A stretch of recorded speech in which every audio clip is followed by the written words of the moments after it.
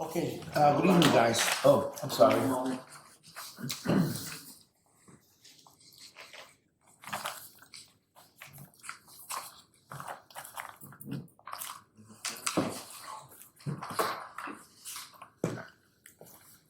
Recording in progress.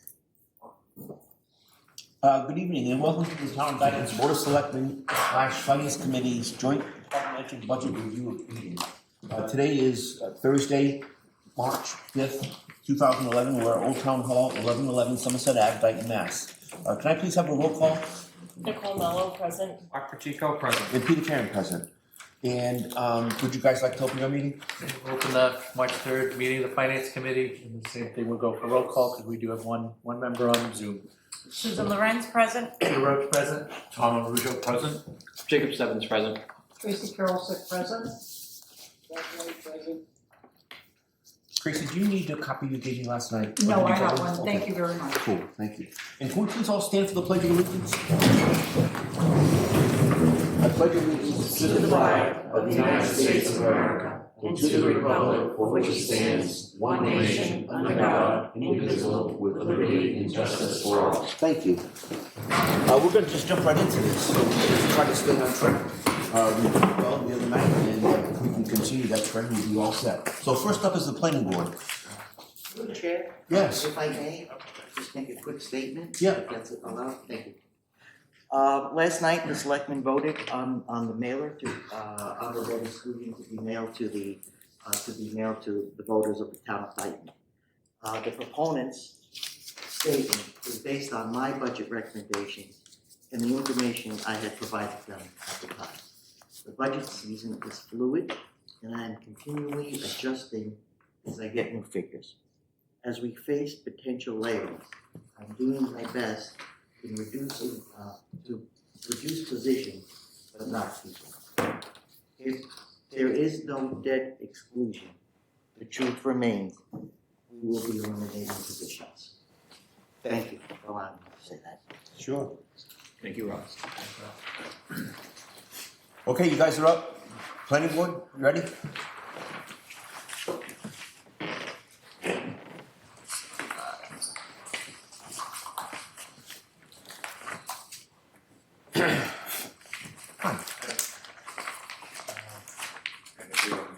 Anything in particular, or you just have questions? So we've started with the no debt exclusion first. Okay. So typically they'll review that budget first and then move on to with the debt exclusion budget.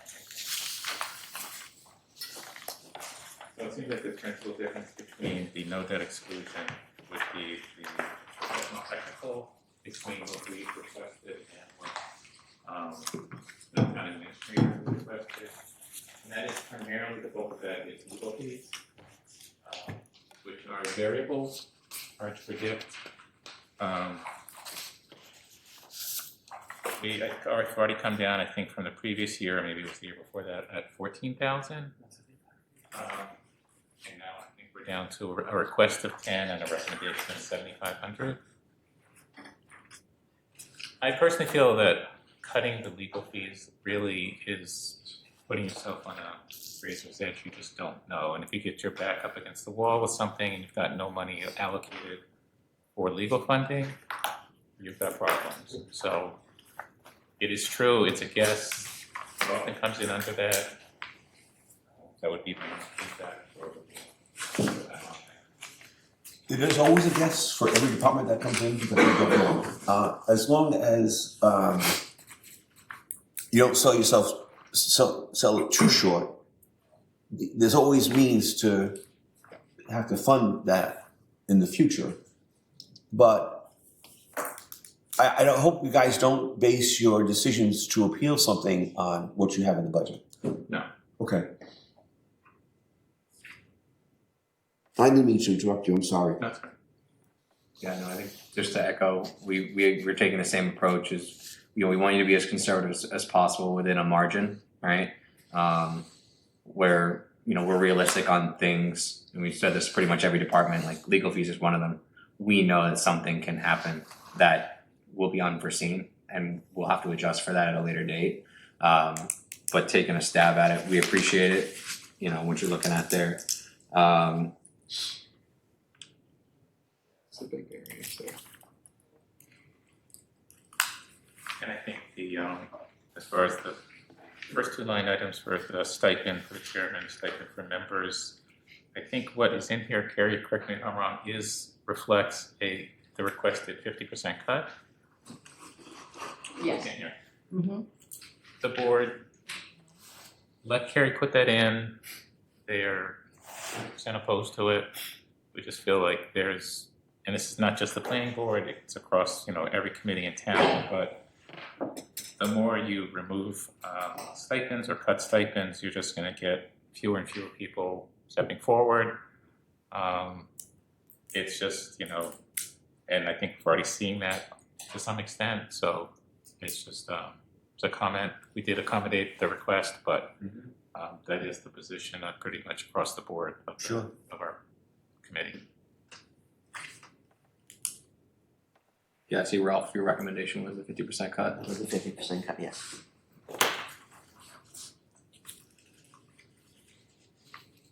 It's any consolation, if you want to take it back to them, it's basically across the board, that's what's Oh, happening, yeah, so it's not, It's not targeted. so they don't feel targeted, yeah, exactly. And that's for the no debt exclusion. Correct, exactly. It was my opinion, as an individual opinion, not speaking for the selectmen, is that if the debt exclusion does pass, we would not cut it. But again, that's just my opinion.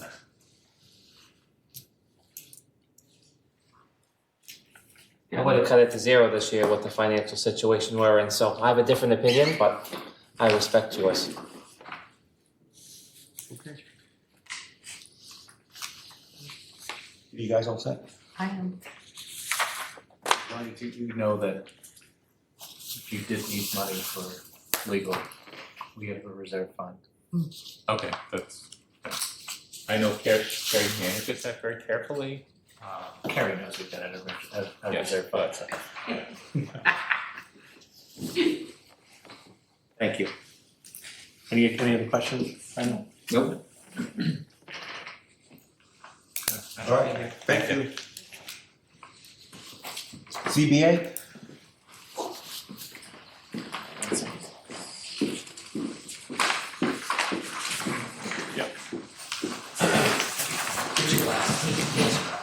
Good evening. Good evening. The ZBA's budget is pretty straightforward.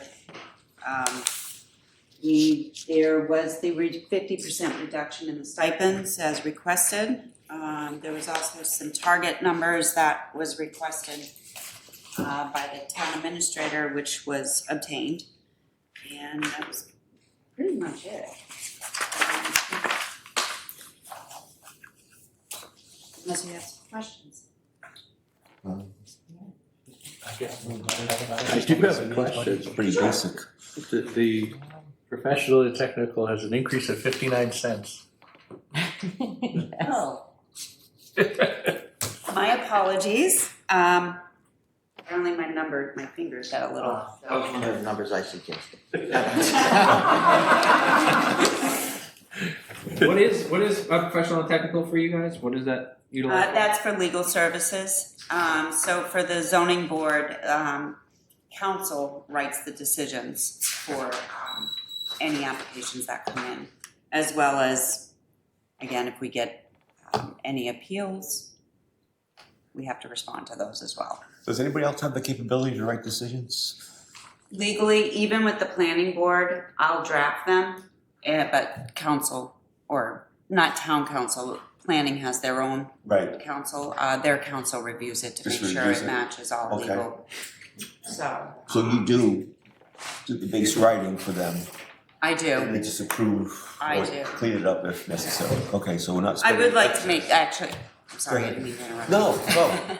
I would like to make clear that when decisions are written under the ZBA, that's billed to the applicant. Right. So the applicant, the town, we pay the bill, the applicant reimburses it. So that doesn't come out. So forgive me thinking of that now. Most of it is just for side things. We have a couple things too that would be billable to the applicant. I believe Arborcrest is one, and that's been kind of kicking up again. As you probably noticed, they did some clearing out on Tremont, right? Yes. Tremont Street, down on Tremont Street near the landfill. That's Arborcrest, and so they've started to clear that.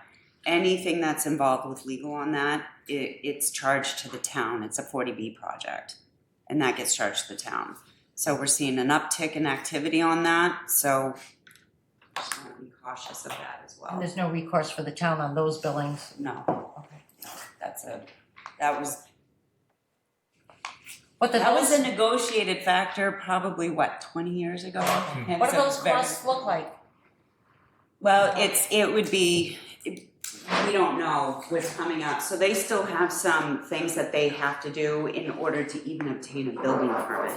So for example, they have quote unquote a preliminary plan. We have a plan of what's going forward. It tells you the number of houses, and the streets, but it hasn't been finalized yet.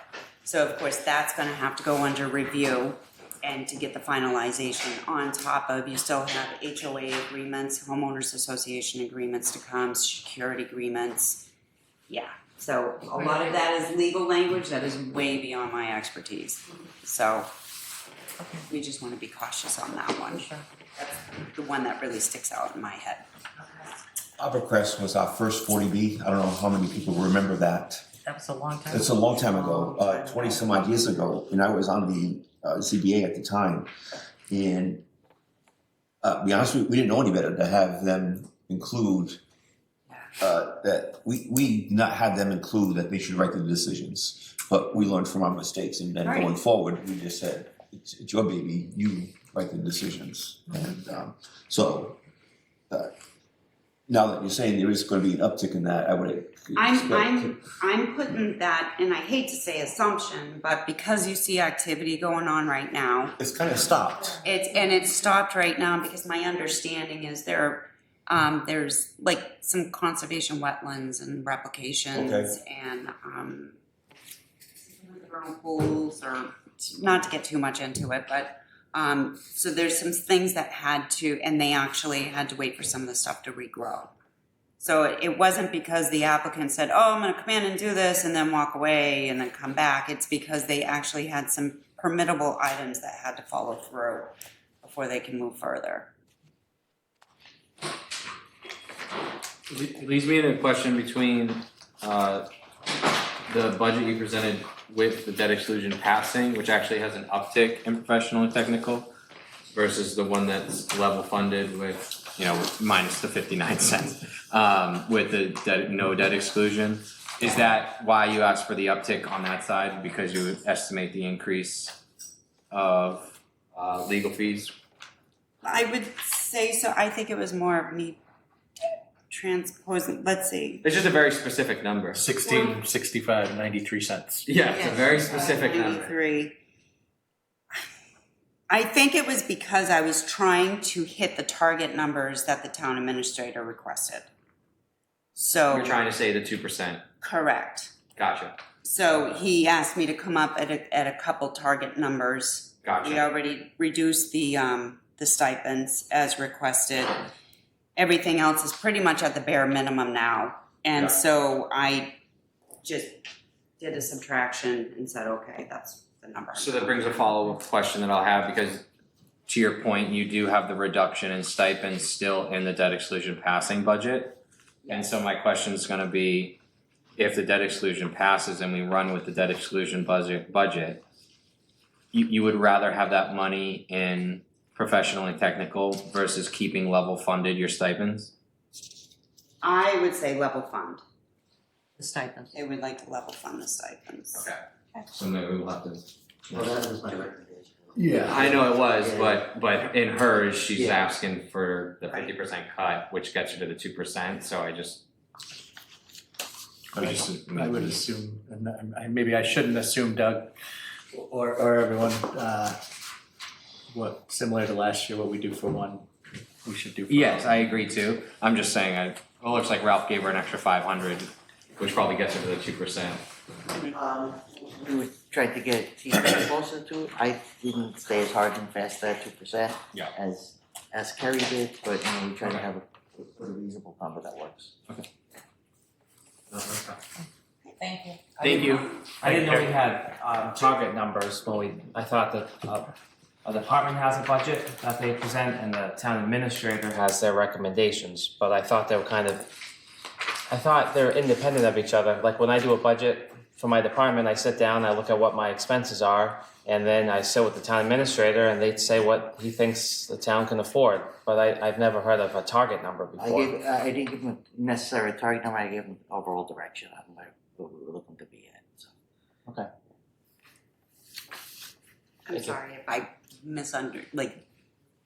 No, I just was trying to understand, that's all. I got it. Thank you. I'll give you the 50. Just get it right for next year, okay? I will, I'll do my best. Awesome. Thank you very much. Thank you, have a great evening. You also. You too. Sewer, which is on the last page, for everyone. I would. How you doing? Good. 2 nights in a row for you. Yeah. Good evening. Good evening. How's everybody? Very good.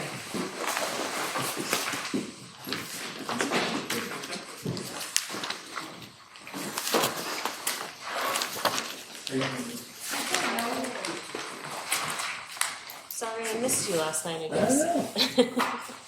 Haven't seen you in a while.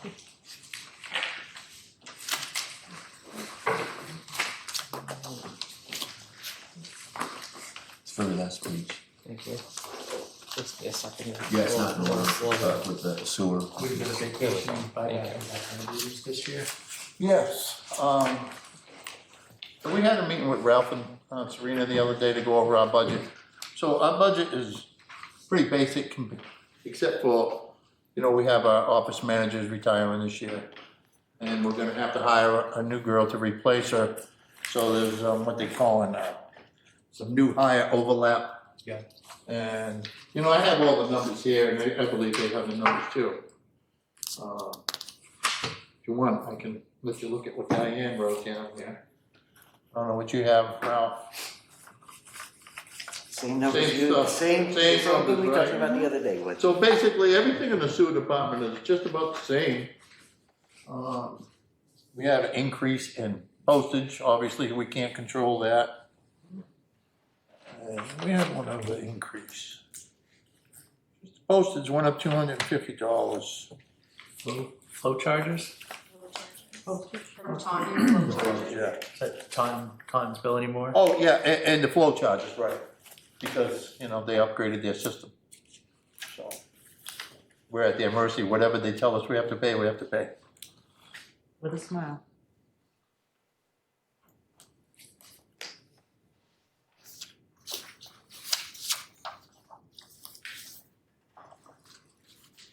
How long is the overlap for the office manager position? Well, it depends who we hire. We could hire someone who has a little bit of office experience. And the training won't be take as much time, but you never know who we hire. It's a union position, so we could get anybody from within the union. And, I heard Ralph say something about we may lose some employees. But, we do have an awful lot of employees that are retiring real soon. So I'm sure people are gonna make moves and, I hate to see anybody lose their job. But there are other ways to work the budget, and I have a lot of confidence in the finance committee to see through the bullshit. And hopefully can come up with some ideas before we have to lose people. Because there are other ways, and I know there's other monies, and I'm not here to talk about it tonight, but, I can tell you where to find some money if you want to talk about it. Other than that, this budget's fine. And I would also like to say, this is my last time presenting a budget. I'm officially all done after April 11th. So this is my last time here. Last time you're in an official position. Official position, yeah. I do enjoy watching the finance committee, and I have maybe the last 20, 25 years. But you got me on Tuesday nights, cause I do something on Tuesday nights, so as long as you have your meetings on Tuesdays, you won't see me. Any other night, I'm available. Every department's now gonna have their meetings. Right, right. Tuesday night is a good night for meetings. I zoom in though, you know, and I watch them.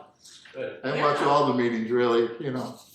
You know, I tell my wife, you know, if there's something better to watch, I'd watch that, you know. So, yeah, it's my job. Thank you. Well, thank you very much for We all set? all your service. Yes, sir. I do have a question over Yeah. for Serena, just indirect costs, are we expecting those to be the same? No, that's the preliminary. I was waiting to see what the increase in the health insurance was gonna be, Okay. and then I'll reevaluate that number. Okay. Woody, I'll still say hi to you when you're on Zoom. I'll still say hi to you when you're on Oh, yeah, all right. I see Doug on camera. Hi, Doug. Where is he, in Florida or something? Yep. Yep. Lucky guy. Woody, yeah, nice and warm down here. You're looking good in that t-shirt, brother. Any questions for Woody? No, I'm good. What's that? Thank you very much. Thank you. See you down meeting. Yes. Yes, sir. So the CPC budget is not actually printed in these Right, documents. yeah, so this yeah. is their outside. Yeah, no, I think for CPC, there's no recommendation from the FinCom or the Board of Right. Selectmen anyway. Just so everybody's aware, that formula is set by the state. There's whatever we take through the 1% surcharge. Right. 10% goes to each eligible category, and 5% goes to our, kind of, we call it our operating budget. So, I was gonna ask you, can you tell everybody what CPC stands for? And you just, my other question was gonna be, could you tell them how it's funded? Yeah, But so, you kind of just did, but in simpler terms. CPC is the Community Preservation Committee, which is part of the Community Preservation, it's the Community Preservation Fund, which is a 1% surcharge on all of our taxes with some exemptions. I'm sorry to pause you for 1 second. Doug, I'm sorry, Mr. What's the department number? No department number, Doug. We're going to 6:30 though, in a second. Yeah, I'm just rambling for a second. Yeah, so the Community Preservation Fund is a 1% surcharge on most individuals' taxes with the, you know, there are some exemptions for, you know, elderly or anybody that receives an exemption is usually exempt from that surcharge. But what it's used is for, it can be used for several different things, open space and recreation purposes, historical preservation, and community housing, like such as like low income and or elderly housing, so. And then whatever money we take in from that 1% surcharge is divvied up between the 3 separate categories, 10% to each category, so there's a fair distribution. And then the remaining goes into an undesignated or unreserved fund, which at the discretion of the committee we can make proposals to put before the voting body at town meeting to, you know, use that money for specific projects. Thank you. You're very welcome. But to follow up on that, just, when the money sits in there, does the town get the investment income or do they get the investment income? It stays within the CPC. Stays within CPC. Yes. And how many people on your committee? There are 7. Okay. Yeah, there's a specific representative, one from Parks and Recreation covers Parks and Recreation and open space. There is somebody from the Housing Authority, a Housing Authority representative, Historical Commission representative, Conservation representative, and then there's more. I'm wrong because I'm sorry. There's 9, and then there's 4 at-large members who are appointed by the Board of Selectmen. Thank you. You're welcome. And anything. So we're essentially a recommending body. We have, you know, project proposals that come before us, and then we'll draft annual and or special town meeting warrant articles for the use of those funds, and then the taxpayers ultimately have the say on whether or not those funds get used for that purpose. Okay. Indoor pickleball arena. No, indoor recreational facilities are not eligible for the use of CPC funds. Outdoor pickleball. Nice try though, nice try though. So there was a rumor something was going in front of Woody's house? We should re-spark the rumor of the water park in front of, the splash pad in front of Woody's house. That was a good one. Average, how much do you get annually? It has been right around 800,000, right? Serena, does that sound about right to you? Overall revenue? Oh, well, so there's also, the percentage changes, there's also a state, matching funds, like they, Okay. but it's variable, and that comes from the receipt income from, the registry of deeds. So depending on how, So 800,000 from the town, but it's let's say. about, does that sound right to you? I didn't bring any CPC numbers. I don't quite remember. I can follow up with that. Yeah, Okay, I didn't bring any CPC that's fine. information with me. I assume the money is, the percentage is of what is collected, not what is billed, right? Somebody doesn't pay their real estate tax. Correct. Okay. Yes, it is what is collected, yes. Okay. That's any questions? No. Pretty basic. Thank you. Yeah, that makes a big difference.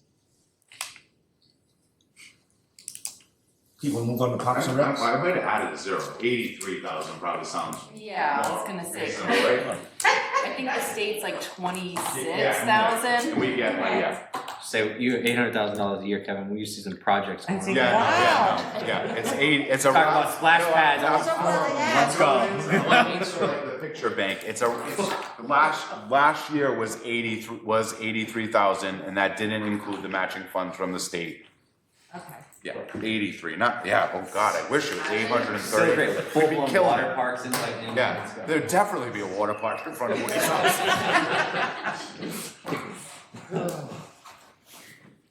Okay, Parks and Rec? Parks and Rec.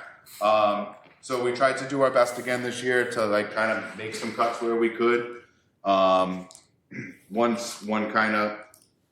reduction that you'll see in 5240 for equipment repairs and maintenance. We had a conversation about reducing the amount of porta potties that we provide at specific sites just because we don't feel that they were needed. So we're gonna keep porta potty rentals at the community playground because that's very widely used, and then at the multi-sport court facility, the pickleball arena. Oh, yeah. Down on So Summer that Center. community garden one's gonna go. The community garden one is gone. The 'cause color is horrible. Nobody needs a porta potty that, correct. yeah. Ooh, every time I drove by there, I was like, can't we camouflage that? It's just scream porta potty. They're right. Is there You still want one? people who need it to know it's there. Is there still one at the baseball field? So no, there is not. So, and we typically run them or have them out from April to just the beginning of December. Right. So right after lights on happens, we typically pull both of them. But if weather hits, we'd pull them earlier. But that's kind of typical, mid-April through the beginning of December, depending on weather. We're not going to provide one at the ball field. I just left a Parks and Rec meeting prior to this, and we're having an internal conversation about how we handle field use and specifically at the ball fields. And if an organization is having events there that really, Is that the warrant. North Dayton field? Mostly the North Lane Field. We also have the Lane Field on the lower part of Main Street, Oh, yes, which doesn't yes. get reserved as much, but it does happen from time to time. About making it the responsibility of the organization renting the space to provide or pay for the porta potty services. I mean, you go to a lot of playgrounds throughout the state in different towns. You don't see a porta potty. It's kind of Right. out of the norm, and it is. It adds up. That's It's true. an expensive cost. Yes, it is. But we feel if we don't have one here, it's gonna create an issue where people are trying to get into this building or that building and they're not public restrooms and so on and so forth. So we think it makes sense, but we wanted to reduce it. We also reduced within that line item, kind of our what we generally spend on for aggregate materials. We reduced that. We were able to kind of stockpile a little bit at the end of the year last year, and I think we'll be able to kind of purchase a little bit extra, engineered wood fiber and stone dust, just to kind of keep us afloat, and then we can reduce it for FY27.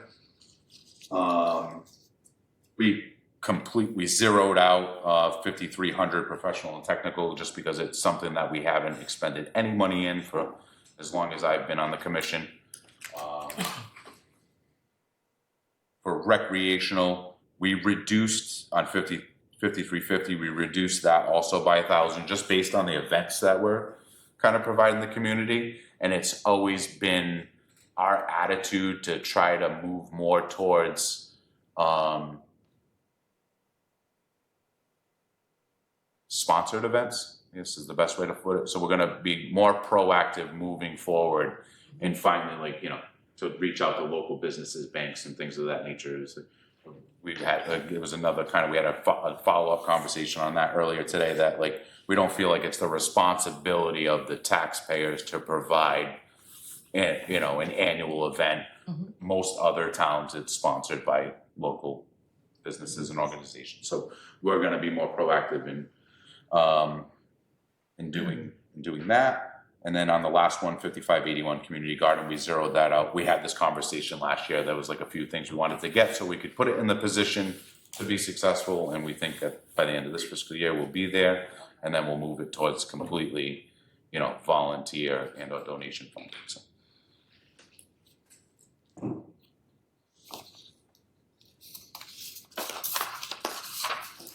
Okay, what's that?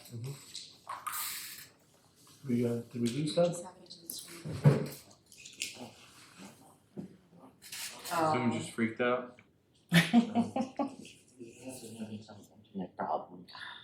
Xfinity's been kind of That problematic. was unique to the town, not just the town, but today, Xfinity went down. That was like kind of like about a month ago, Verizon like blacked out. Yes. Yeah, that was fun. Fun. Danielle and I were driving down to Connecticut for my son's birthday. We were going to the Grey Wolf Lodge, and we like left the house, and then all of a sudden both of our phones stopped working. We were like, Yeah. Did you know where you're going? EMP hit, like yeah. Luckily, you just follow the signs for Foxwoods. You go down 95 until the signs say "Come gamble this way," and then you're like, "All right, I'll go that way." You know, old school. Yeah, exactly. Luckily, we were going to a very obvious place to get to. I have no sense of direction. I think I would have still got lost. Just go home. That's why I drive and not my wife, because my wife's the same way. Yep. I think we're all set, Kevin. Yeah. If Doug has any questions, we can. You can email me. All right, thank you guys. Thank you. Mark, you're up, sir. Recording in progress. Hey, we're back. Hello. How's it going? Good. So real quick, I just want to say a few things about what I got going on here for the budget. I know if you look at the non-debt exclusion budget, you'll see that it's an increase, bottom line increase of 0.12%. That's a little misleading. I want to explain why real quick. I added in 3 new lines. That's 5210 energy, utilities, 5230 non-energy, phone, internet. Speaking of internet, and 5450, that's custodial and housekeeping for the cleaning bill. Those were lines that were paid previously out of a different budget from the town. The town was paying before, they're gonna pay for it again. I added those in. And while at the same time, I was actually able to trim the library budget, the 610 budget itself, by a little over 10%. It's down 10.7%. So the combination of both those things, trimming the budget and adding it in, the difference came out to 0.12% increase. So that's what's going on there. Yep. And I'm happy to talk about it more. And answer any questions. I don't know. No, thank you. No, no other questions. On the energy, Yes. it's been close to 6 months now that, Yeah, open in September, yeah. so how are you seeing this 20,000? That I came up in consultation with the town accountant based on an estimate of bills that have been paid before, and we sort of extrapolated. So it's a nice even round number because it's really an estimate. So we're hoping that's close enough. If it's under, I have some state funds that I can use to subsidy that. So I will be in good shape. Next year, I think we'll have a much better, more clear, more accurate idea of what that line's gonna look like. But right now, we feel comfortable with 20,000 being a good number. Is that all electrical, or is it oil or gas? It's electrical. It's all electric. Yeah. So it's all electricity. Last year's 15, was that electric for the building as it was at that point? Last year's 15, which, So I'm back to Public Buildings, Energy Library, Gotcha. Department 192. oh, sorry. I don't have those numbers, I'm That's sorry. fine, Yeah. I believe that was, yeah, if I'm- Building as it was, okay. So this would be the first year with air conditioner in that one building. Air conditioner and heating it with people in the build, yeah. Right. Yeah, previously it was unoccupied in the winter. Sure. Just make sure it doesn't freeze. Yes, correct, yeah. Do you mind if I ask a quick question? Yeah. Just because I'm curious. So what has the cost for electric been during the heating season? That's a great question. Those bills haven't been coming down my way yet. They will next fiscal year. It was around 3,300. Okay, well, the only reason why I ask is actually Selectman Karen just asked a good question, because you're gonna air condition, I guess it's like the good thing about the systems that were installed is they cost a little bit to run, they're kind of expensive to run for heating. However, it's like pennies on the dollar to air condition in the space, so it's like, it shouldn't be. Don't worry. It I'm should not gonna even get out into, in the end. I don't wanna get into I'm like, waiting for this snow to melt, because then I know the air conditioning's right on the way soon. I don't wanna get into like. Too much snow this year. We don't need to have a lesson on how heat pumps work. And I'm done with winter talks. Yeah. I mean, it's been a cold, snowy winter, I'm ready to move on. So for item 5106, the salary of the assistant libraries. Yes. And should we not get the debt exclusion vote? The town administrator is recommending less assistant librarians? Yes. Okay, so how many do you normally have on? Okay, so we have 2 full-timers, 35-hour week, and 1 full-timer, 32-hour week. Okay. Mhm. Are all three must be on pretty much the same time? or- Yeah, so all three, You've got one for the children's library. yep, we have one for the program? children who handles the programming and all the reference for that. We have one One up who front. handles circulation, does all that, and one that does all the cataloging, all that. There's also a part-time page, fills in as needed, but doesn't really fill in with the cataloging. Okay. That's just part-time. That's just if we can have, days off, vacations, sick time. Do you ever get interns? So, I'm Do you sorry. ever get any interns? We get a few volunteers to help reshow here and there. Okay. Yeah. so what are we looking at for hours? Should we not get the debt exclusion vote and we're on? Yeah, so, currently, there are 3 assistant librarians. Yeah. And 1 part-time. So we're looking to reduce, if we don't get the debt exclusion, put it to, one assistant librarian and 2 part-times. Okay. So on that, I know this isn't on here, but if that's the recommendation, that is the recommendation. But I actually have some other information, and I know it's on, I can talk about, is now appropriate to talk about that? It's budget. Yeah, it's budget related, okay, so there is another way I can reduce expenses, and there is another saving I can propose. It wasn't quite on here, but I just got the numbers yesterday on what the new projected insurance, employee benefits cost would be. Okay. Yep, and so total, the library would be projected fiscal 27 for $44,814.60. That's based on the projection. However, if I take that on in my budget, I can actually cut the equivalent of that. So that way the town, even though it would be on the hook for $44,814, if I take that on, I can actually reduce other lines. And the lines I'll be looking at specifically are 5107, part-time page. I would shift that and make that entirely grant funded. That will come off the appropriation entirely. 5106, I would take 1 assistant librarian job and cut it to part-time, giving the total for that line $119,501.13. And then I would take 5105, I'd drop that down even more. I don't care what that number is, 5105. And I drop it down to $59,366.27. That would take the 610 numbers, that would reduce it by actually 20% when all is said and done. But yet I've taken on other lines the town would have paid for, the benefits, the utilities, I would have taken that on. So the library budget would be reduced by 20%, I'd be taking on other lines that the town would have normally paid for. So you had mentioned grant money towards 5107. Correct, yes. How come you can't use that now?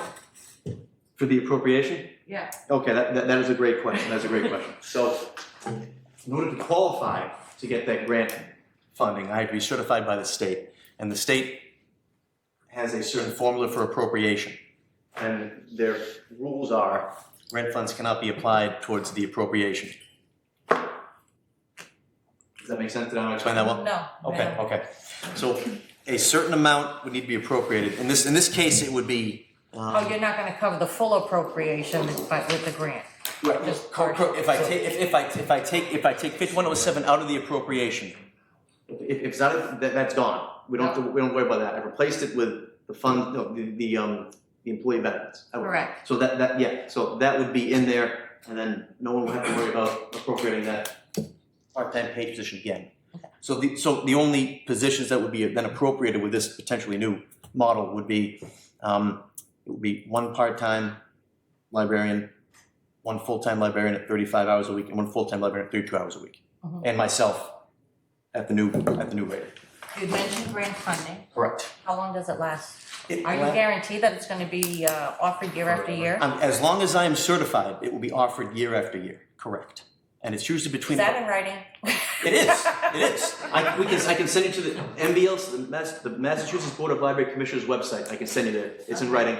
As long as we are a certified librarian, we will get that year after year. And it's usually between 15 to 20,000 a year. It's unrestricted. Can be applied for anything, including salaries. It's well worth it. There are other things that come with certification, but the grant funding is well worth it. So here's what I'll say. So first off, thank you for thinking creatively.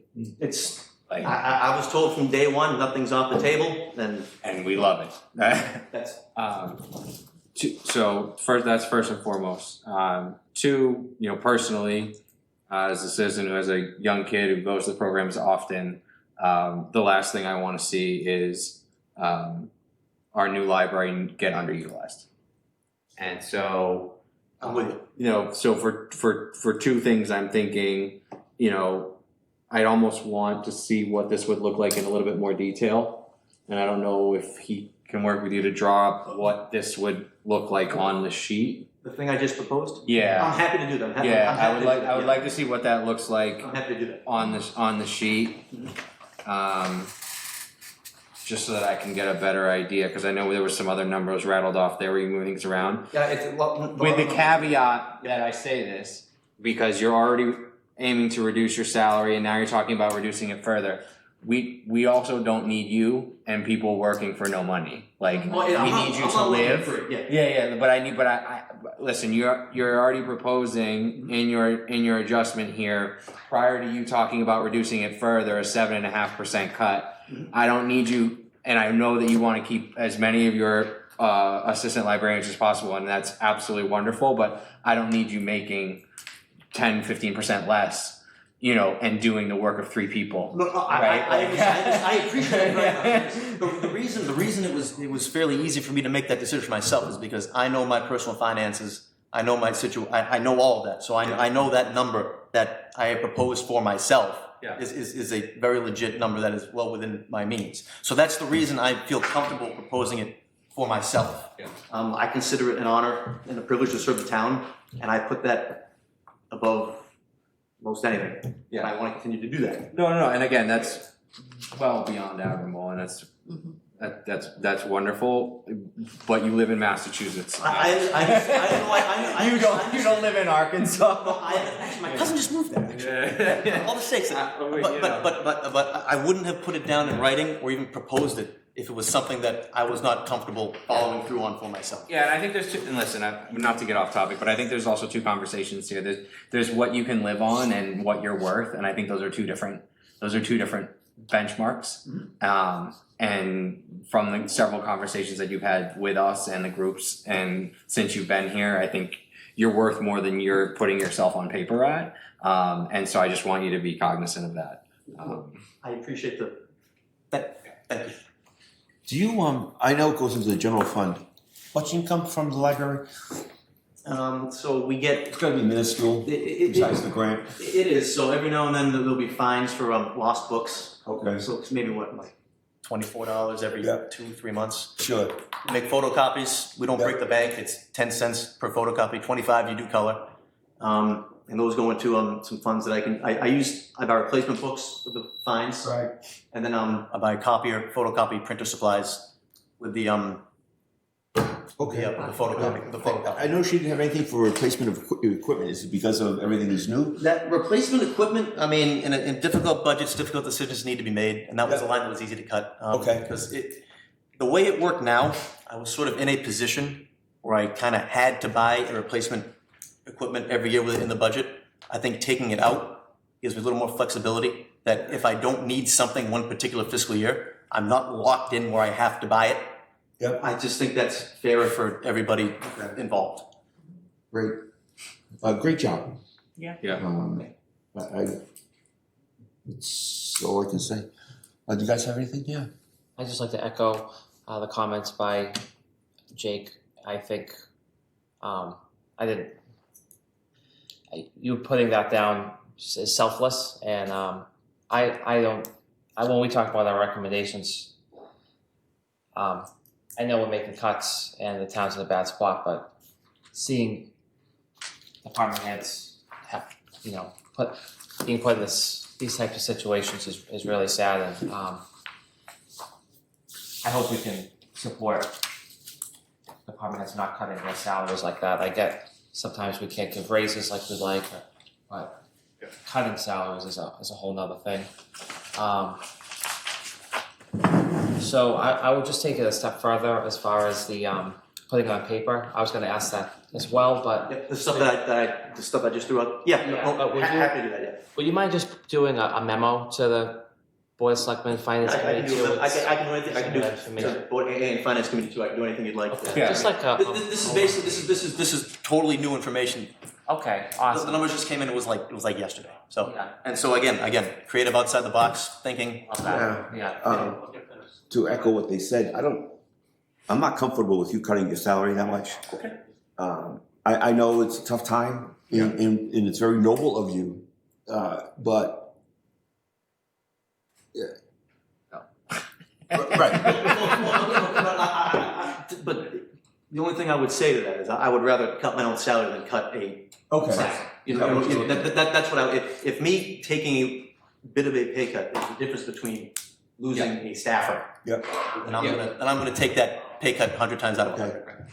And again, listen, there's two budgets here in front of us, right? There's a no debt exclusion, which is what we're talking about. We're talking about the pulling the parachute ripcord versus hopefully it passes and a lot of these conversations become a little bit less relevant. And you'll notice in the non-debt exclusion, I did not give myself. Good, thank you. But yeah, echoed to Peter, Yeah, I'm not trying to argue about the pay cut. Yeah, I'm just saying. we appreciate. I'm just saying if it comes between me or a staff member, I'll take the. No, I understand why you were doing it, and I understand why you're moving things around, and I get it. I get where you're coming from with it. Yeah, if you could, a memo with available. I can even send a new sheet as well. Yeah. And what the grant funds would be used for, the equivalency of what that grant fund would be used for. Sure. Yeah, absolutely. I can do all that. Excuse me, I just want to make a note. Anybody have any other questions for Mark? I do. Oh, yes. So what's printed in the budget has been voted on the trustees, and then what Mark is talking about today has not been voted on the trustees? No, our next meeting is Thursday. Okay, So Thursday. I can bring that up and put on the agenda. Okay, perfect. Thank you. Yeah. Thursday next week. This coming as in a week from today, next trustee meeting. So it can be voted on, it can be put up for a vote then. Then I can give you a memo on all that funds. Doug's got something. So if I'm understanding correctly, by moving things around, we will be entitled to more state funding or grants? We will remain certified, correct. I can't just cut outright and lower the appropriation. If I add in the staff benefit, if I add that in, I can then cut and we can stay certified. Correct. Okay. Yes. And beyond that, we have a lot of recreational things that the library's involved in. Yep. And we just had the Parks and Rec guy, he was talking about creatively having business owners and people contribute. Is that something that you're pursuing as well? It is, yes. I had a meeting today with the Friends of the Dayton Public Library. There are programs coming up that are going to be funded by them, correct, yes. So I'm not just exploring every option with the budget, I'm exploring every option to fund everything moving forward. And I'd just like to echo what the others have already said about you cutting your salary, and I don't think I would recommend that you do that, but these other things that you're talking about, I think those could probably bridge the gap, whether we have the debt exclusion or not. Thank you. But what I propose is a break glass case of urgency. That's correct. Leaving it on the table, whether you choose to take it or not, is up to you. Totally. But Thank you. Just numbers on paper right now. Yeah. Okay. Thank you. Mark. We appreciate you. Thank you very much. Appreciate it. Thank you so much. Thank you. Thanks for the time. Have a good night. You too. Thanks very much.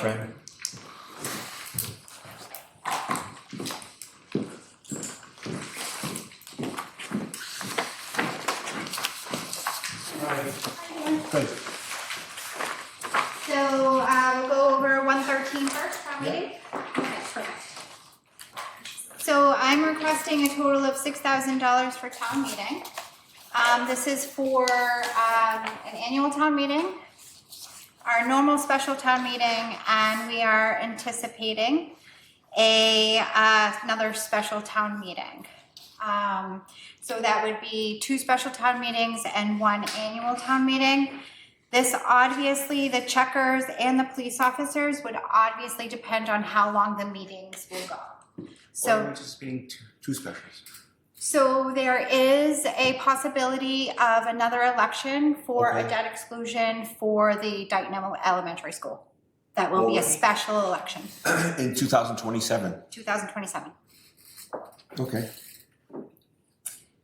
So this is an average, so I took what the police officers can make, yeah.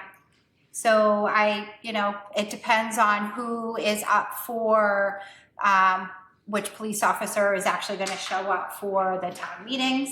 So it could be anywhere from, say, $700 to $1,000, I just kinda did an average.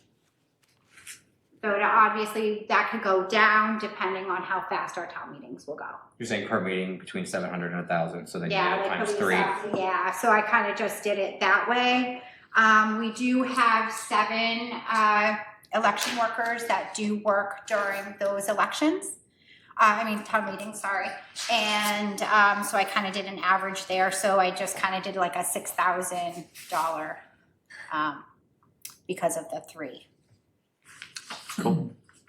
So there's 3 school building committee members here, and I'd never heard of a special town election, so I just wanted to ask, Ralph, did you know we were having a special election for the school? Yeah, this is, it's part of the stuff we're, part of the information we're putting together for the MSBA. So there's the timeline that they've been presenting at the meeting shows a potential debt exclusion vote in June of 2027. For that to happen, we have to have a special town meeting in April of 2027. As you know, under normal circumstances, debt exclusion, goes to the town meeting, a town meeting first, has to pass by two-thirds vote, and then it goes to the ballot. So, as they're going the timeline, we felt it best that we have that money set aside. So it does happen, so we have it. I'm surprised. I have it right over my head. I was gonna ask you if you had heard, but okay, we don't have to get hung up on it if it's. I think having Ralph kind of recap it like that, I think we kind of lose sight of the calendar year versus the fiscal year. Right, because April Yeah, because if 27 and then June 27, so it's like, more than a year away, but within the next fiscal year. Right.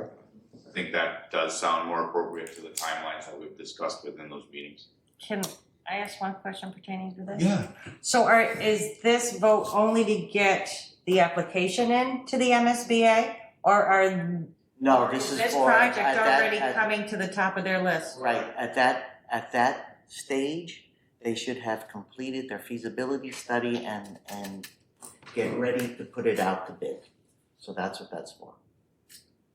So so basically this is if all the timelines are hit. Yes.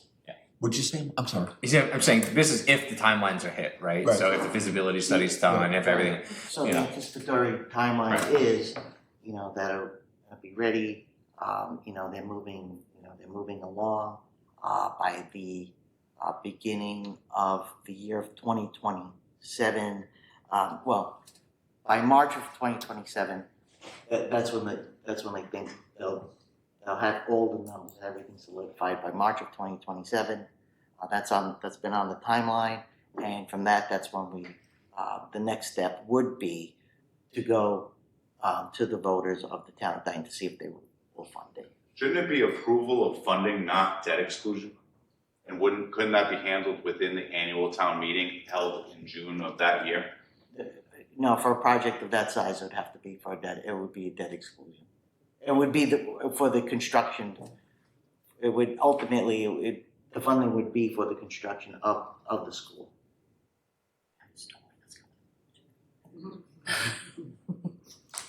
I have a question. Is the feasibility study completed, and have they determined that there's no repairing the current school, that we're going ahead and we're building another school?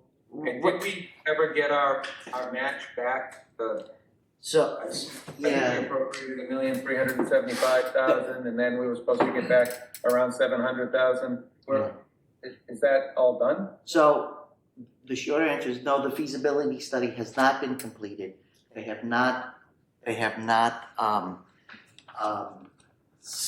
had a solid answer yet as to do we build new, or do we renovation or build new. So it's still in that process.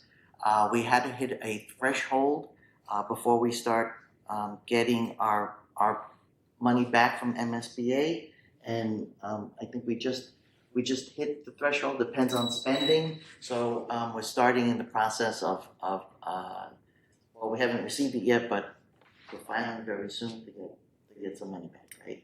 Because we hit the 50,000. At the last meeting, did they approve those Yes. invoices that were on the agenda? I think we're getting off topic. Yeah, no, we are. Okay, let's go back to town meeting. Is there any other questions on it, guys? Okay. Okay, You're up awesome. for, Now we go 161. Yeah. Okay. So on 5101, so there was a 0% for non-union employees for any raises. So I kept the town clerks at 79,593, and that's for 52.2 weeks. Salary, the assistant town clerk, that is with a 2.5% increase at 52.2 weeks. That's $56,874.30.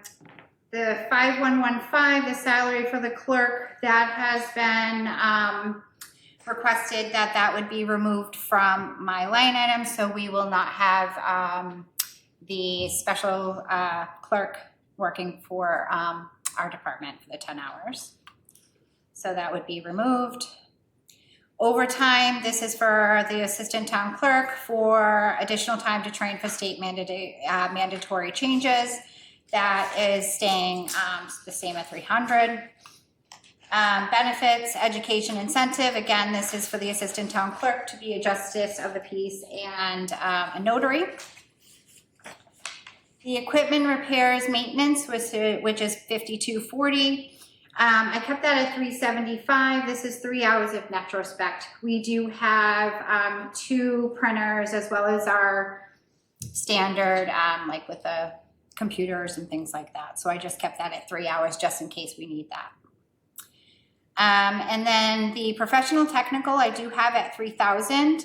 This is for conferences, legal fees for like Matt Costa. We also, this is for my CMC. So I am getting certified for my clerk's municipal Association, and I already completed 1 year. I have 2 years left, so that would be included in that. And then the 650 for 5340. This is under communications. This is actually dog licensing and business certificates, past due notices that we actually do ourselves. So we actually did the math. By us sending out all those late notices, we actually received back $3,100 just by sending that out. And we keep this as a separate line item for postage because we want to track that. And then office supplies, we're at 2,400. This is for, you know, vital records, paper. We have 2 printers. We need envelopes. We need ink. This is for, again, all of our town records that we keep for vitals, as well as anything that we need for vitals. Dog licensing, 5580. This is for dog tags, carbon license paper. This is based on actual cost with a very slight increase from last year. 5710, travel. This is for mileage for the conferences, post office stipends, things like that. And then last is 5730, dues and subscriptions. This is actual cost. Dog licenses, you pay for those tags? Not We the, do pay, we not have, the animal control officer? no, we pay for the tax, because Okay. we're the ones that actually do all the dog Licenses. licenses, yeah. Okay. And how much do you think you take in for that? Quite a few, we have 800 and something, and we're trying to keep going, now we're Sure. going after a little bit harder, Yeah. like with fines and things like that, so, we'll be working with the animal control officer a lot, you know, Great, thank you. sooner, yeah. And with the debt exclusion, the only things that will change really, the salary for the town clerk, which is the 2.5%. The assistant is still the same.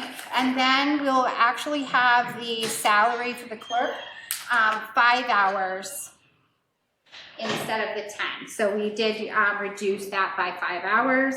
So that would be $6,309.22. 2 quick questions. Yeah.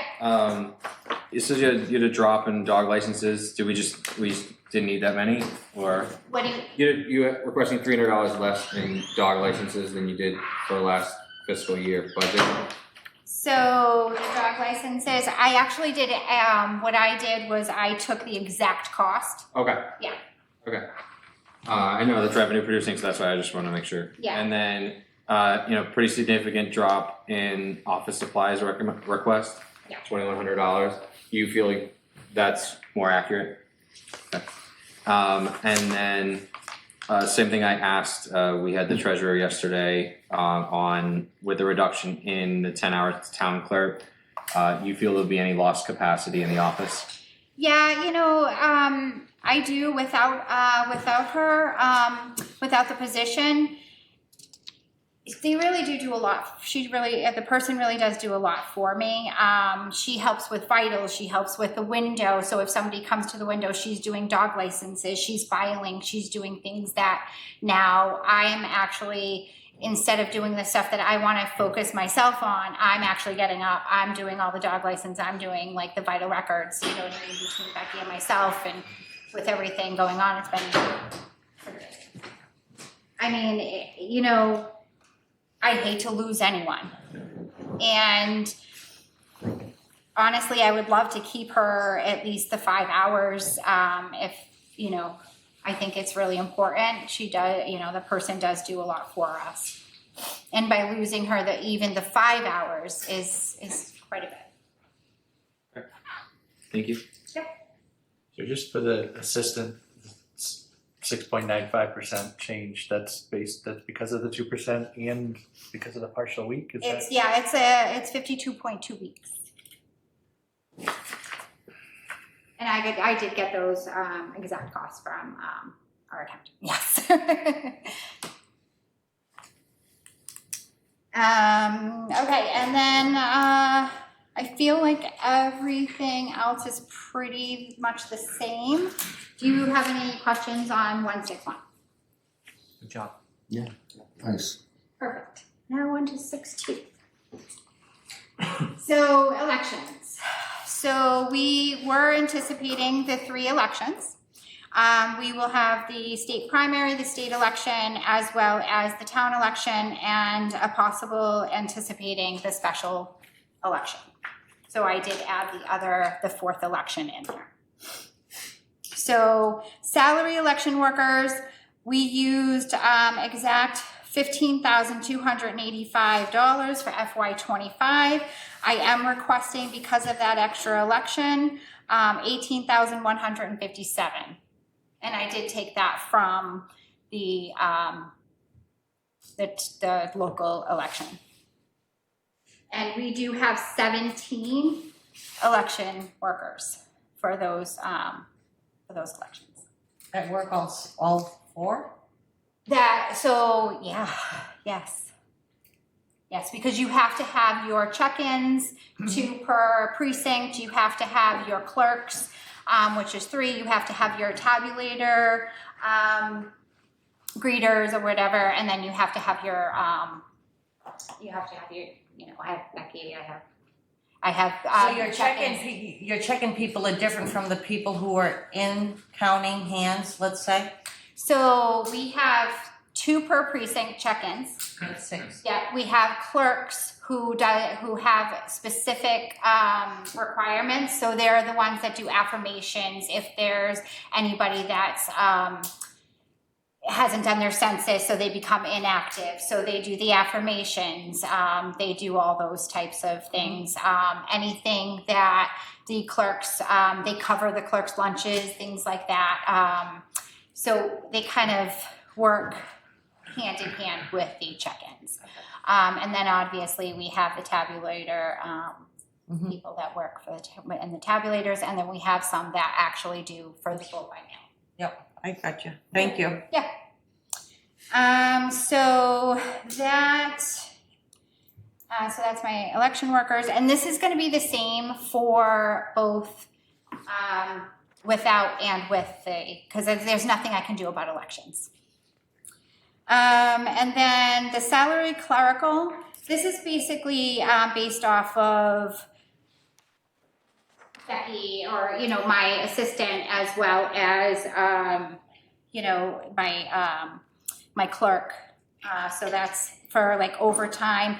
Last year, FY25, we used $4,929.67. That was actual for FY25. I am requesting $5,200, and that would be for 4 elections. Vote by mail, the 5220. I'm requesting 4,000 because we are anticipating vote by mail. We are getting quite a bit in already. So this is staying the same. We do get paid back from the state. So for the primary and the state election, we'll be able to get paid back from the state for vote by mail. That just goes into general fund, though. And then, right? No, she has the election special revenue that goes into. I think so, yeah.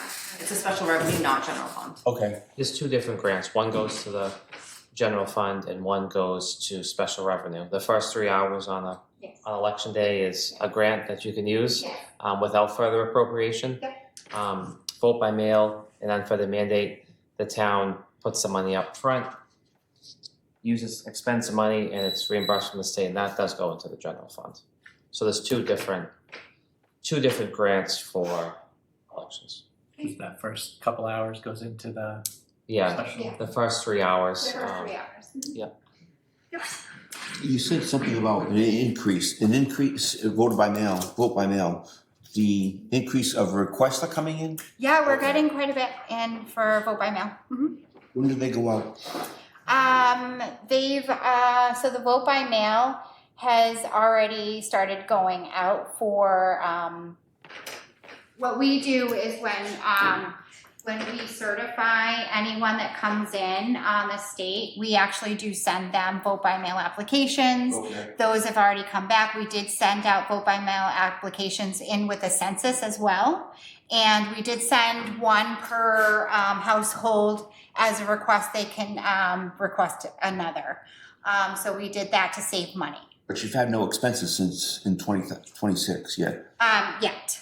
I also haven't had a town election yet. April 11th will be my first election. So sending the stuff out does not go to go to vote by mail. So vote by mail, I'm requesting the 4,000 because you got to think the state. So when the primary, the state will send out a vote by mail card to anyone that hasn't filled one out. So the state will send out one of those cards to say, do you want to vote by mail for this election, all elections? The same thing that you got for, say, your the presidential. Mm-hmm. So that same card will go out from the state. Okay. Okay, so let's see, 5,300, professional technical. Let's see. We used 4,227 in FY25.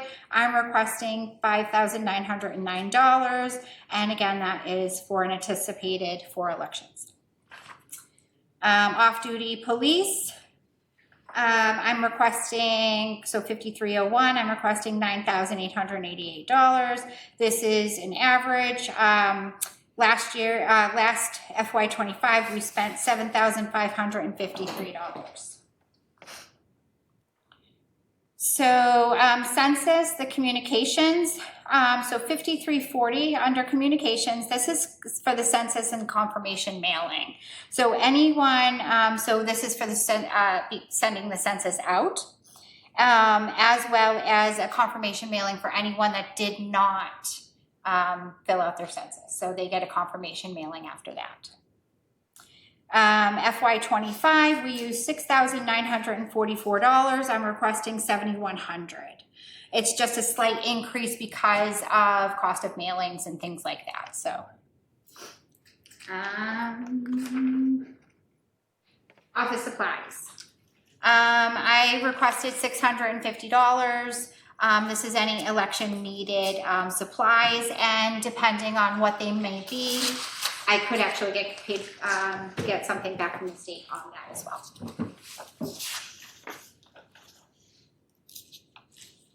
And this is with and without the debt, because it is an election that by state law I have to run things a specific way. Questions on elections? Good job. Oh, good. I have one more left. 163. Registration. So this is 5105. This is my salary. So salary for the registrars. This is 600. This is actual cost registrar stipend. So this is with and without.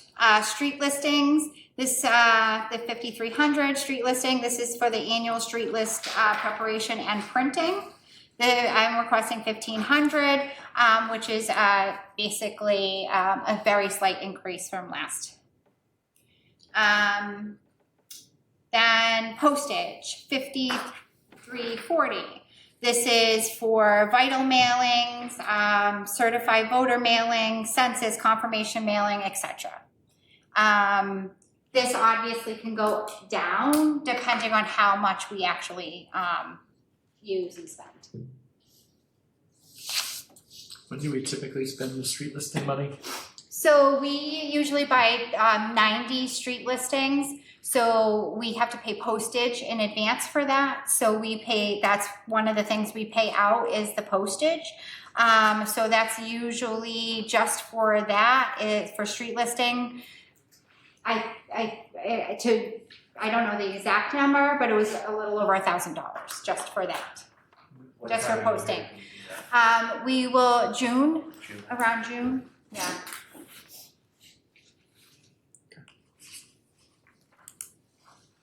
Questions on registrations? Nope. Nope. And that stays the same for both. Yeah.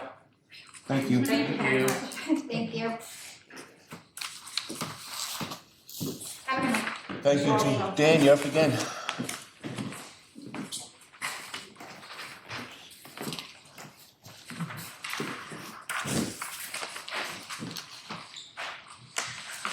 Dan, can you just briefly explain what the Dayton Economic and Development Committee does? Or commission does? Yeah, so the general purpose is to promote and encourage commercial activity in town. Most of our focus is on existing town businesses to find ways to encourage that, shop local. We have started doing more in terms of attending conferences, going out to chamber of commerces, that sort of thing. We try to talk to people, try to recruit people to come into town, but that's not the primary focus of the committee as far as the meetings go. So in a nutshell, that's it. Thank you.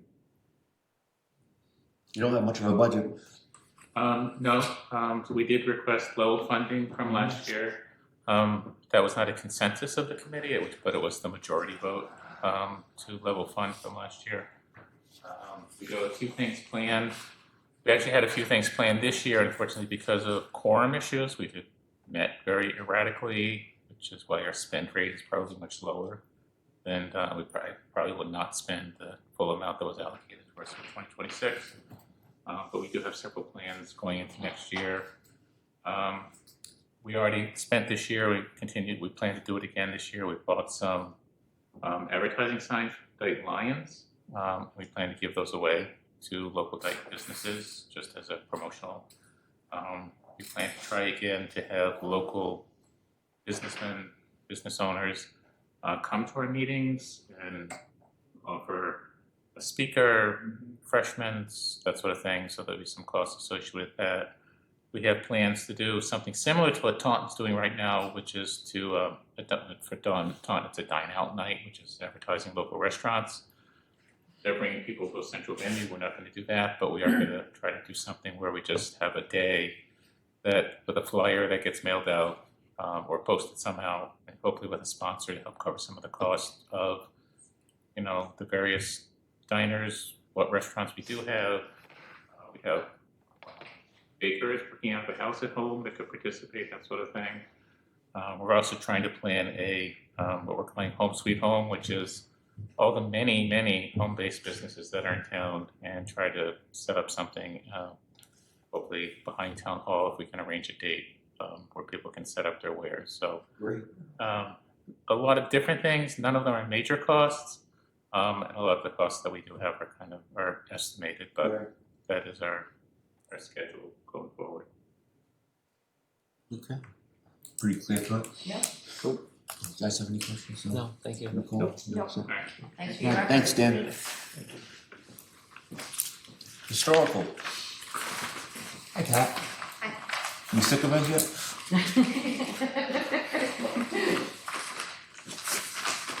I gotta give you history facts for money. Yeah. Again, you have a very straightforward budget. It's simple. It's, what we figured we needed, both are the same. That's really the our biggest probably expense here is professional and technical for members to attend a conference. So unfortunately, over the past couple of years, that conference has been in June. So I don't know what the cost is going to be or how many people are going. And I know last year that we were interested in going, but it was way out in Sturbridge and no one wanted to travel 2.5 hours and 2.5 hours back. So hopefully that I think they're going to be in Worcester this year. So hopefully the content is related to what we need. To go along with that, I'll jump down to travel, because that's the only place we really charge for travel is if we go to a conference, and we put in at the 72.5 cents per mile. And that's based on carpooling rather than everyone taking their own car. And I picked traveling to, I think it was to Worcester or Fort Devens, because I tend to have things that way too. And then other supplies.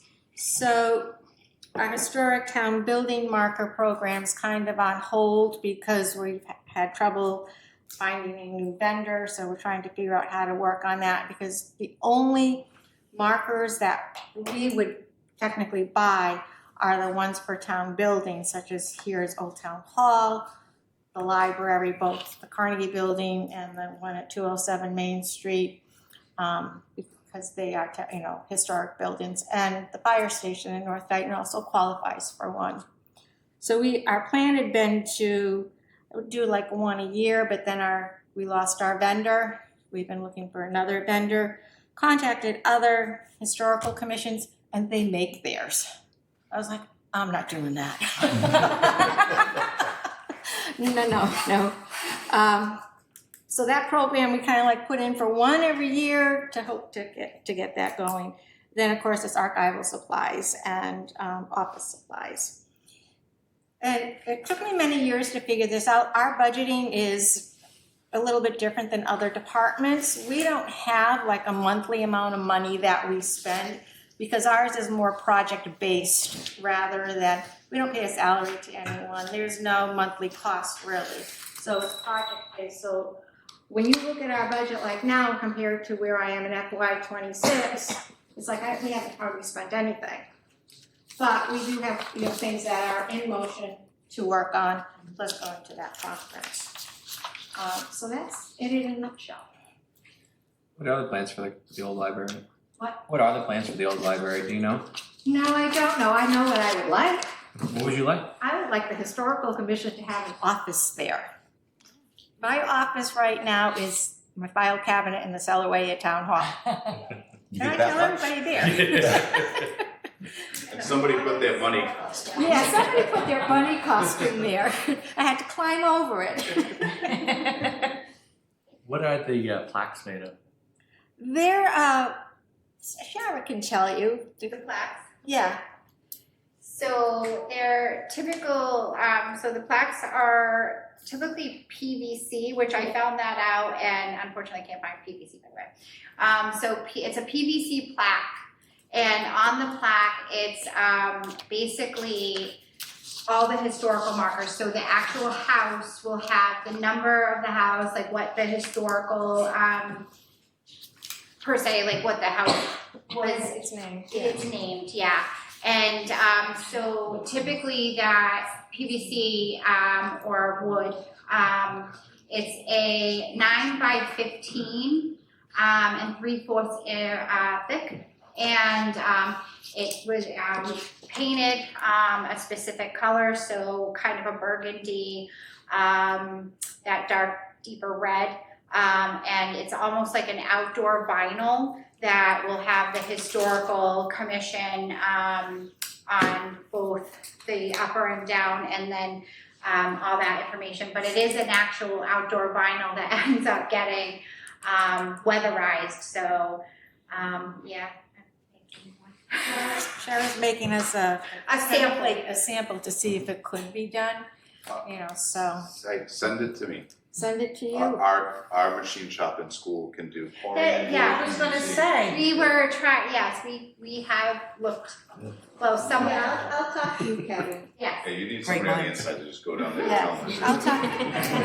That would be fantastic. Don't leave without me. I'll talk to you. So, that's the historical commission. I would like to say there's lots of things that we would really like to do. One of the missions of this historical commission, and this is, when I look back, the historical commission has never really addressed this even before I got on, is one of our things is to be identifying historical buildings and historical properties in town, and you do that by having a survey. And we've been lucky, CPC has paid for our surveys, and it identifies your historical homes, gives it a description, who lived there, and that qualifies like for National Register districts. local districts if you so choose, your town so chooses to do that, but it also helps to maintain and tell the history of towns. That's never been, as far as I can tell, in the historical commission budget. So if I was going to build an ideal budget, I would always be putting in like $3,000 as a minimum to do that kind of work. That is part of our job. Of course, it's not feasible this year, but just so you know, that's in the plans. 20 years from now. We'll be talking about this night. Yeah. When it was so dire, and she says.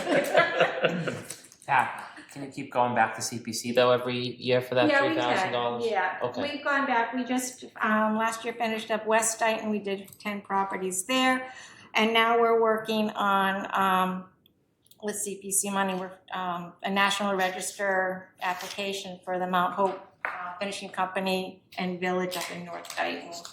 So we do go back to them, yeah. As long as they're agreeable and there's money there, we can do that. Absolutely. Yeah. Great. Any other questions for the Historical Commission?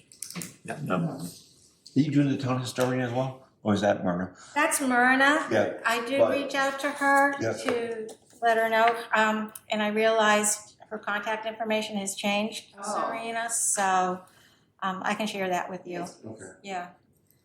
All right, thank you. Yeah, thank you. Well, obviously the town historian is next, but Myrna doesn't drive at night, so I think it's pretty clear cut what she needs. Does anybody have any questions on it? Or it's basic. Did she actually ever take the stipend? I have not heard of her ever taking it, but if taxes go up, she could use it. Right, absolutely. Oh, it's not a stipend. Oh, It's just professional professional technical, my technical. apologies. That's okay. All right. She's put in for $1,000 before. I don't know if you remember that. I don't know if you were here when. Yeah, I remember that. Yeah. Cut that right down. No, I'm just kidding. Okay, Agricultural Commission, There's nothing in there. nothing in there, so we're cool with that one. Town accountant? There's nothing in there either. That would be a bad day.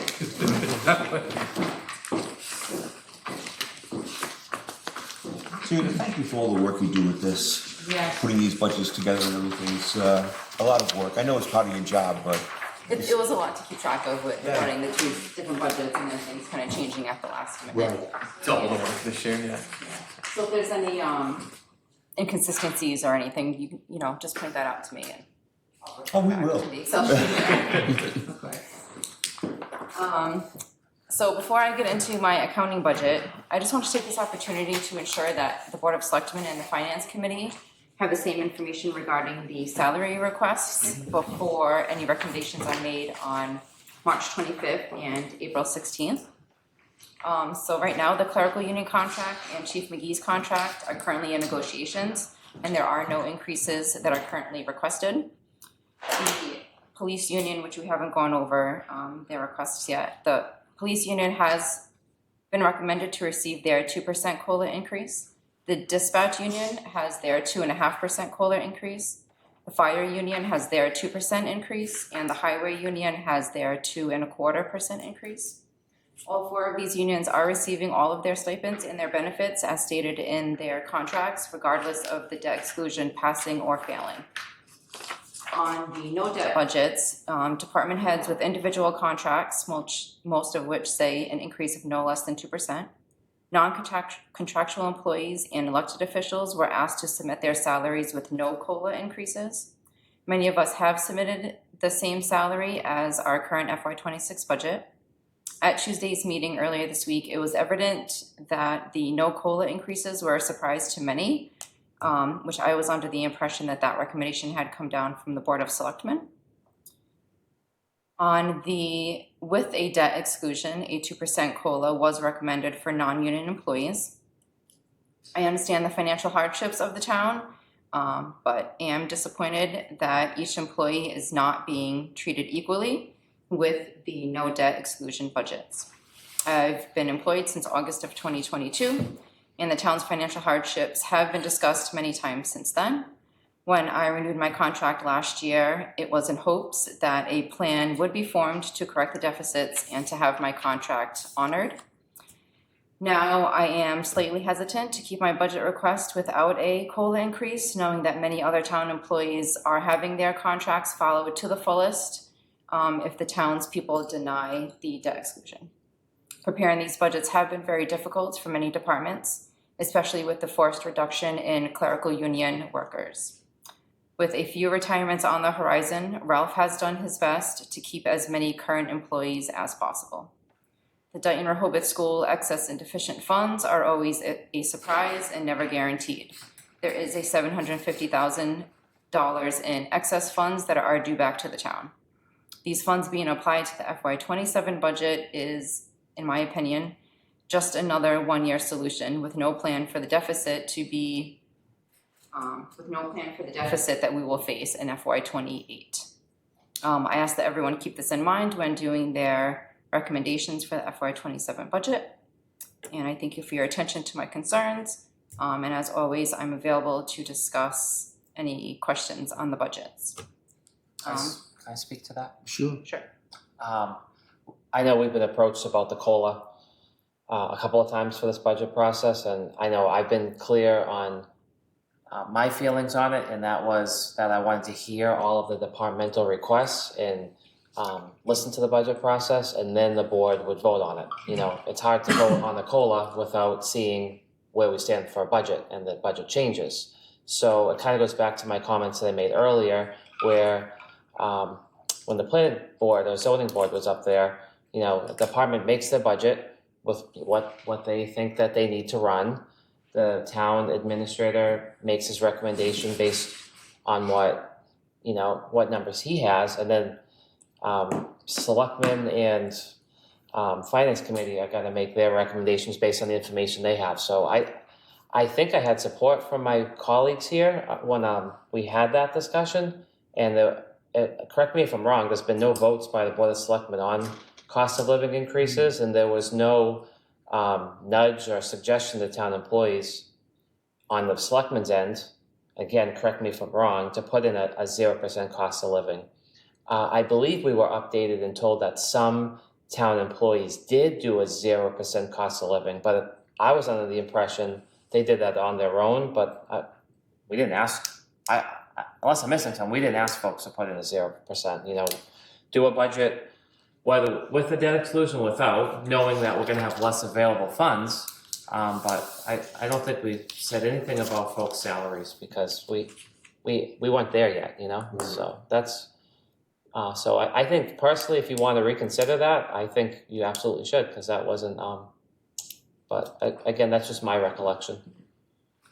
In the previous budget processes, I know that with the COLA, I understand this year is a little different, but we did previously receive direction from the Board of Selectmen what the COLA would be. Mm-hmm. And we would suggest that to each department and say, you know, the BOS have voted 2% or 2.5% everybody's COLA. Right. So we didn't have that direction going into it this year. Right. And then we do all meet with Ralph in January in preparation of putting together our budgets, and he had those recommendations. So I was under the assumption that, you know, he works under the Board of Selectmen and that his recommendations were, you know, in line with what the Board of Selectmen were thinking. And I understand we didn't give a recommendation, but I hope nobody thought that meant that we thought everyone should give a 0. That just meant that we were waiting to see where we were at and everyone to take into account when they picked whatever number they were going to pick, where we are at. So it was never intended for anyone to... It's just really difficult doing the budget that way where everybody comes in all over the place. You know, in past years, there was a consistency of what that COLA was going to be. So this budget season was definitely all over the place, trying to get everybody on board and everybody on the same page with and what was happening. For like full clarity, that was mentioned to us, and we didn't go with it, and now we see where we're at, and sometimes we just need an example. Like, I thought we were doing the right thing by not giving a number, because like Mark said, we wanted to see where we were, and then kind of, but it looks like it just added to extra confusion. A little bit, yeah. Yeah, And I don't want any of the employees to look at what someone else put and then be like, well, I don't want everyone to see what I put. I know that's hard because it puts you in the spotlight, but I mean, you put what you feel like you're worth, and every employee should do that. So with that being said, we can go into my budget.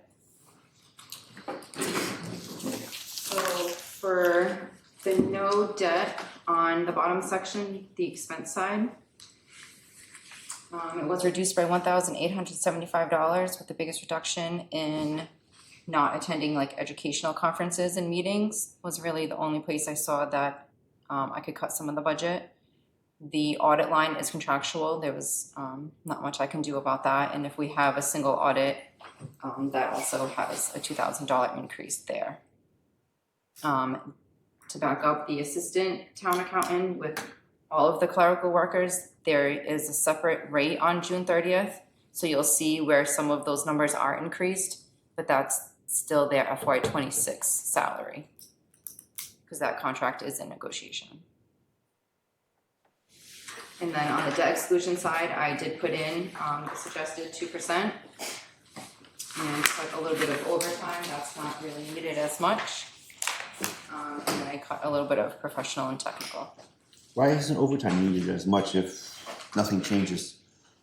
So my new employee is very efficient.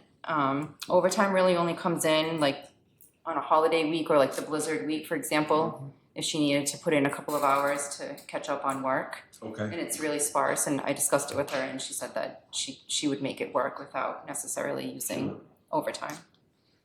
Because the clerical gets paid overtime over 35 hours. Right. You said 5106 is in negotiations? Yes, clerical union. Not to, silly question. Clerical would that also be administrative assistants? Yes. So in those cases where it's zero, it might just be because it's in negotiation? Which one specifically? Because there are a few that have longevity that are already built into their rate, so their rate is staying the same on June 30th. So there are a few employees that, the older, the more longevity employees that there's no change on June 30th. But June 30th brought in the reclassification study that had been done, so that added grades and steps. So then some people were shifting from like a grade 6 to a grade 8. So that is, that'll be their pay on June 30th. And then they're negotiating for the future. So this change is a grade change, and then there's gonna be a contract change. Okay. So we just put money aside to make sure that there's money within the levy to account for Chief McGee's contract negotiation and clerical contract negotiation. Rest It's of just fire's not? No. Just chief? Yep. But I don't put that in every budget. I just wait until the side, and then at special, we would vote to fund those budgets.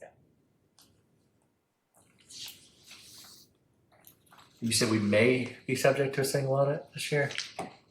It depends on the spending. The auditors were here this week and just wrapped up. I think in the close of FY26, the single audit will go up to $1 million. So I'll just have to verify with them that our opera funds are pretty much done. We're probably not going to hit that $1 million spending. So that may be a number that once I confirm with them, I can drop the 2,000 and it would just increase by their contractual 500. Okay. So these budgets are still fluid with a couple of things that aren't quite set in stone. A little. A little bit.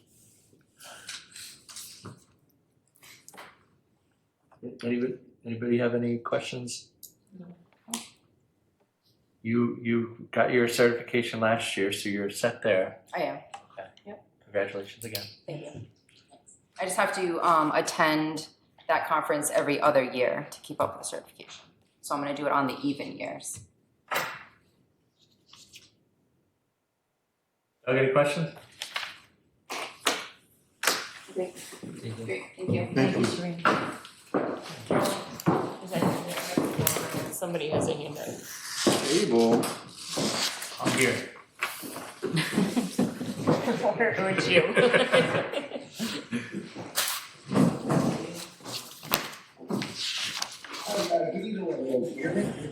Paul? Yeah.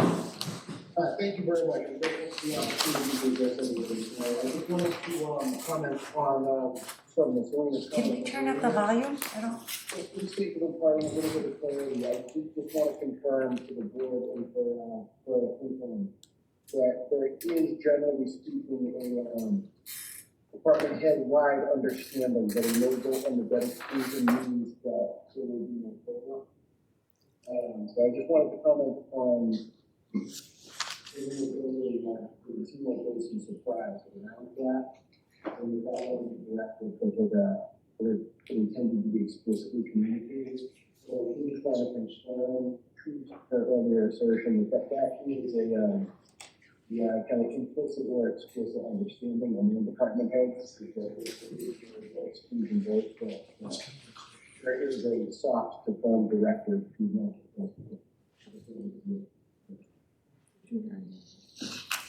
I heard what Paul said. He basically said that the non-union department heads, there seems to be understanding amongst those department heads that the directive is basically that they wouldn't get a cost of living increase, is what I heard. If it doesn't pass. If it doesn't pass, right. Yeah. If it passes, they would get it. Right. And can I just speak to that one more time, since I like to beat the dead horse a little bit?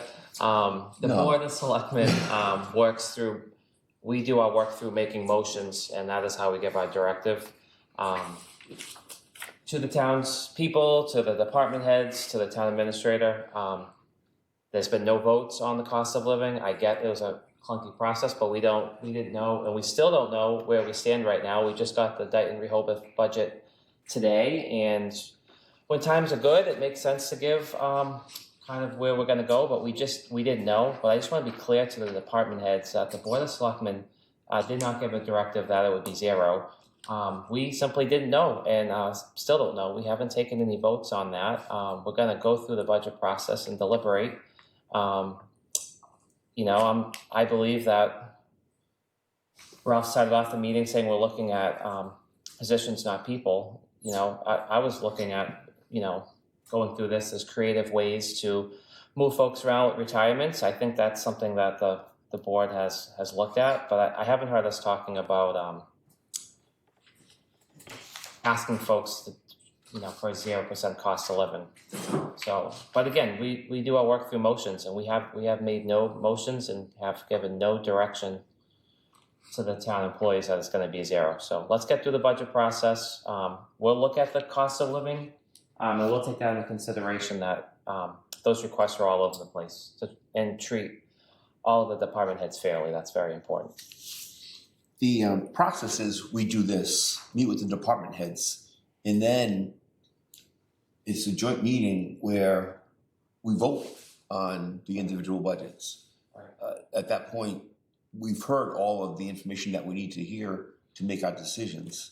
So what we hear tonight by no means is okay, you got the budget. You got your line that you're looking for. In what you said, Serena, I only heard for the first time 2 weeks ago that the department heads had all agreed, or to some extent, that there was going to be no cost of living. I was kind of, not flabbergasted, that's an exaggeration. I was surprised that took place. But I don't know, I wasn't in the room to say what was said, what wasn't said. But it can change. It changes everything when the DR, just like Mark said, just came in, which kind of leaves us with a new set of numbers that we didn't have before. And it's, but I don't want to make the budget based on breaking employees' backs. That's not fair. And we'd have to take a look at it when we go and vote on each individual. We don't vote on each individual line. We, as a group, will make recommendations, but we'll vote on each individual department and their budgets. Okay, cable is next.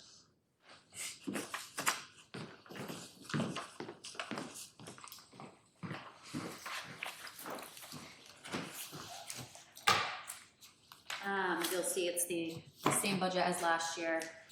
We're not anticipating any increases. If you have any questions, you can go line by line. Plus the equipment. The equipment's great. You'll see some new things. We've got new microphones. Our annual town meeting warrant from last year was approved for 100,000. We have about 25,000 left. We have a few more upgrades actually happening tomorrow in here for a few more things. So we're excited to get some equipment back into the right century. Studio came out great. Yeah, Nice yeah, job. we've been doing more studio shoots. We have a Selectmen's report that Peter Karen has been doing, and we've been doing more and more interviews in the studio. And your son too, actually, has been doing. Yeah, he's done a great job with Jeff Yeah. Elliott. People are still talking about it. Yeah, we've gotten really good feedback, so we're excited. We finally are getting the original content we've been trying to create and really utilize it more. If we could just keep some personnel in, we need some more staff. So if you know people, tell them to apply, because you guys repeat it on every Board of Selectmen announcement. So we're very open to new members. So You guys have done a great job looking towards the future. thank you. For years, we've been trying to catch up. Yeah, It's and nice to see that technology you guys have. advances faster than most, so it's tough to keep up with how expensive things are when it comes Sure. to technology equipment too, but Can you yeah. briefly explain how cable is funded? Yes, so we have a contract with Comcast. So our money is we're in year 6 of our 10-year contract. So in 2030, we'll go back into negotiations, and we had help from our previous town administrator. So we'll be looking for some guidance on that when that time comes. In our current contract, we receive 5% of anybody in town who utilizes Comcast or Xfinity. We get 5% of that invoice. And that goes into our PEG Access Fund. That's where this budget stems from. So this isn't necessarily from the collected taxes. This is from people who utilize Comcast. So that does fluctuate, not too greatly, but it does fluctuate from time to time. I did look and pulled, thank you for sending February's expenses, I think on Tuesday or Wednesday.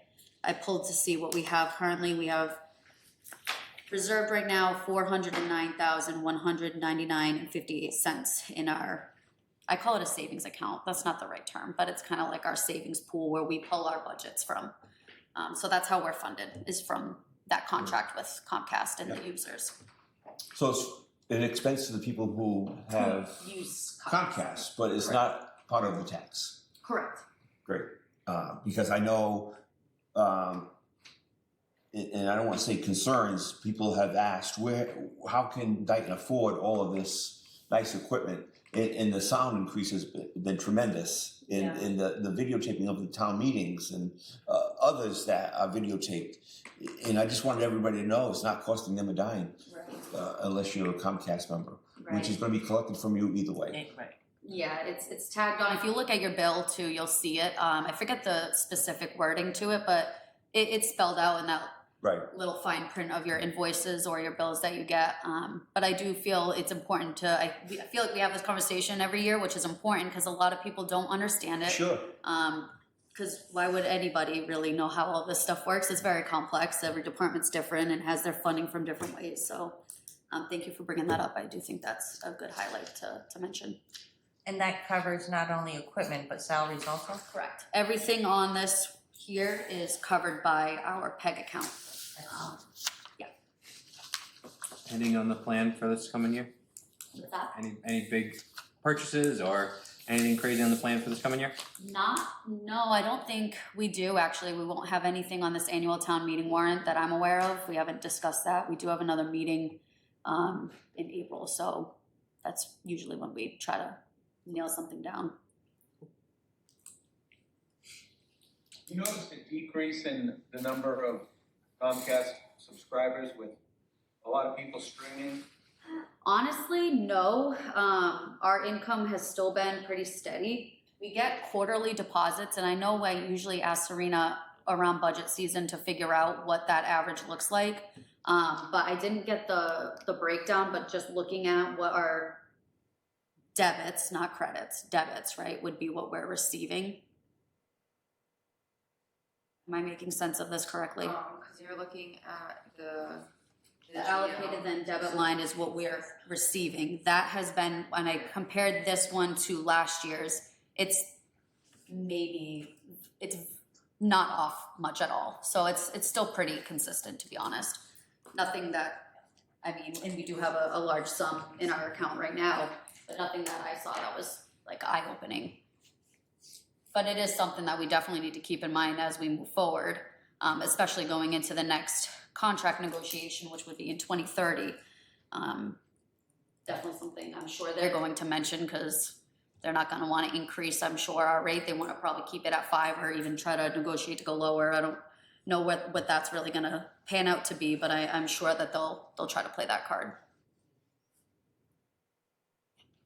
Hi, are you advertising on our town page if you have vacancies? I don't know. On the town, like on the cable department? I was thinking like our open positions under jobs or employment, because it's compensated for. It is, yeah. I actually, no, we're not. Do we need to, I'll have to talk to Leanne and maybe you, Ralph, too, about how we can. Yeah, I'm surprised it's not. Usually we put almost. Yeah, Get the word out. right, exactly, absolutely. I think that would be a great idea. That'd be cool. Thank you. Absolutely. All right, one more question since we're talking about that. Do you have advertisement on cable? Like, Yeah, we do on our well, that gets our good. bulletin board. Beautiful. Okay. And what is it, Dayton's channel? Now it's channel 95. So we got a notice that it changed from channel 9 and it is now 95. So we've been trying to update things everywhere. We had sent something into the office too, so because I know it's on the top of most, or many people say you can rewatch this on channel 9, but it's now channel 95 as of maybe 2.5, 3 weeks ago or so. Correct. So it'll be a little bit of a learning curve. We hope everyone can find us. So tell people if they say they don't see it on channel 9, it's 95 now. Okay, thank you. You're welcome. Nicole, do you have anything else? Mark, do you have anything else? Good job. Thank you. Thank you, guys. Thank you. I have a question before we Sure. Just flipping through the zero-based budget, I noticed conservation doesn't have any rationale. Have they submitted rationale yet? No. So, Ralph, would you be willing just to reach out? I'll say during the last budget process, the Board of Health was either late on the budget or something like that, and it was very important to me that people follow the budget process. Conservation or Board of Health? Conservation. I was bringing back Okay, last year. okay, Yeah, okay, I know all right, the all board. right, I think it was 2 years ago now. Maybe it's 2 years ago, who just didn't follow the budget process. We need to go back for But 10 my point is, we have minutes. 10 people here working really hard on the budget, and I know just to be clear, I'll always be a no vote on recommending any budget that doesn't follow the process as outlined. So hopefully the Conservation Commission can get it in before next Thursday. Actually, For next Tuesday. Actually, in advance, because I think we all deserve a chance to review it ahead of the meeting, so. All right, that's my comments. Especially since next Tuesday's meeting is gonna be the long one. Police and fire, the high school. Police, fire, high school. Oh, no, well, no, we already did fire, but their transfer request. Are they doing the transfer request? They are. So, but yeah, it's the school and police. You guys have seen the number for the school? No. Nope. Oh, okay. Up or I was down? gonna ask when we got off. Okay. Up or down? It was 4.75% increase, that's. Mm-hmm.